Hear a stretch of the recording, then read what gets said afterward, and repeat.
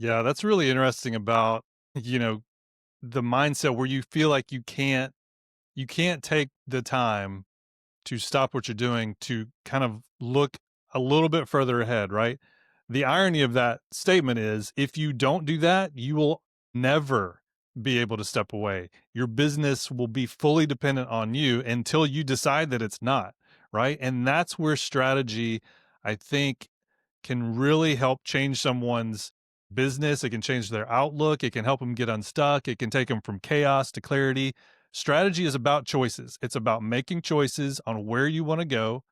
It's also about making choices about where you don't want to go and what you don't want to be. And so this conversation is about the intention of where do you see yourself as a business owner. If you look up 2, 3, 4, 10 years from now, are you going to be satisfied if you're in the same spot versus maybe you've got some other plans, right? Maybe you do have a different idea of what growth looks like that doesn't depend on you. You've hit a ceiling, you want to grow, you're not sure what lever to pull, but if you don't step away and give it some thought, you're never going to get out of that. Yeah, that's really good, Brett. And I think about how most business owners honestly have to almost come to that point kicking and screaming, like something Yeah. has to happen before Got to they feel some pain. realize what they're dealing with. And you nailed it. You look up when they go, I'm never going to get out of this hamster wheel. All I ever do is work, work, work, work, work. And what's going to happen if I ever want to start dreaming about new things in my business, or if I want to step away a little bit? There's really no plan for that.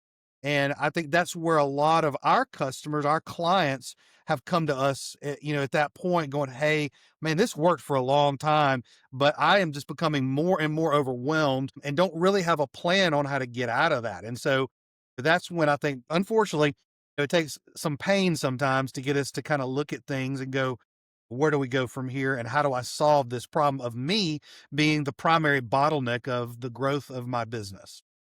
Yeah, it really is. I mean, if you're wearing all the hats, again, there comes a point where you're gonna be like, you've lost the love, you've lost the passion that got you into business in the first place. And that's where I think you and I, like, we've seen both sides of that, right? We've seen people who are just ready to give it up, throw in the towel. And we've seen people who are thriving because they have decided, I don't have to do everything. I can lead from the front instead of from behind, right? I love the idea of when you start your business, you're in the ditch with your team, like you're in the trenches, you're fighting, you're battling. As you grow, your first step is to crawl out of the ditch, right? Because then you can help your team get out of it. But where you need to get to is helping them avoid the ditch. You are ahead of the curve. You're looking around corners. You're anticipating some of those changes and shifts that you're talking about earlier. Because if you don't, you will be stuck in that ditch. And at some point, you're just gonna be you're gonna want to give up, right? Because nobody's coming to rescue you. That's right.